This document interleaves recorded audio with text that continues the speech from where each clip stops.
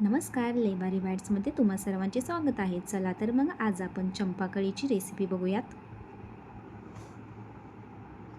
पहिल्यांदा 1 वाटी मैदा घ्यायचा, त्यामध्ये चिमूटभर नमक टाकायचं आणि 2 चमचे तेलाचे मोहन टाकायचे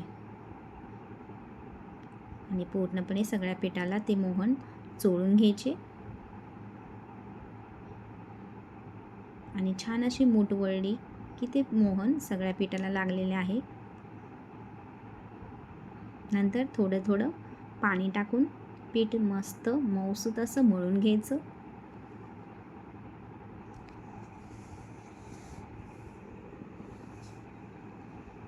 बघा, मस्त असं पीठ आपलं मळून झालेलं आहे.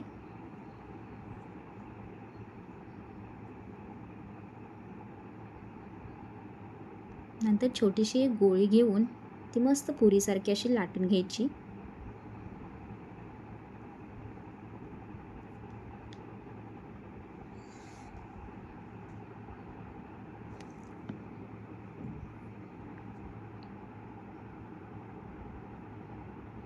नंतर चाकूने मधोमध असे काप पाडून घ्यायचे.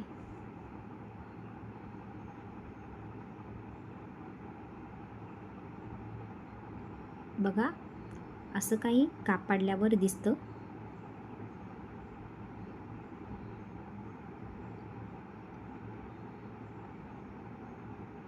नंतर त्याला असं चंपाकळीचा पूर्ण आकार द्यायचा.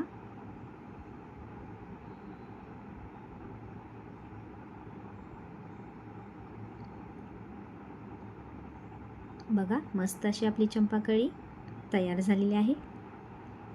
नंतर तेल तापायला ठेवायचं आणि तेल तापलं की त्यामध्ये हळूहळू चंपाकळ्या सोडून घ्यायच्या.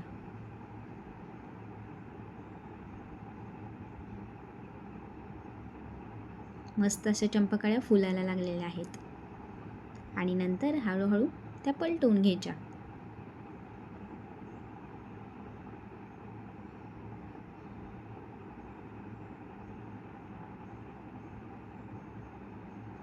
बघा, चंपाकळ्या मस्त क्रिस्पी अशा तळून झालेल्या आहेत.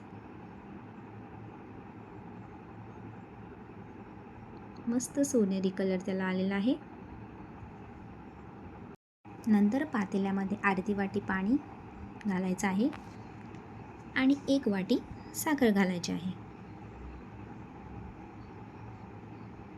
त्यामध्ये चिमूटभर अशी हळद टाकायची आहे, पाकाला मस्त असा येलो कलर येण्यासाठी. नंतर 3 विलायची सोलून त्यामध्ये टाकायच्या आहेत. मिश्रण छान असं ढवळत राहायचं आहे आणि 1 तारीला असा कमी पाक तयार करायचा आहे. बघा, आपला पाक रेडी झालेला आहे. त्यामध्ये मस्त असे चंपाकळी सोडून घ्यायच्या आहेत आणि मस्त पाक त्याला कोट होईपर्यंत ठेवायचे आहेत. बघा, छान अशा चंपाकळी आपल्या रेडी झालेल्या आहेत. सांगा, कशा लागतायत चंपाकळ्या? तुम्ही पण चंपाकळी अशी तुमच्या घरी बनवून बघा आणि कशा लागतायत आणि कशा झालेल्या आहेत मला कमेंटमध्ये सांगा. थँक्यू.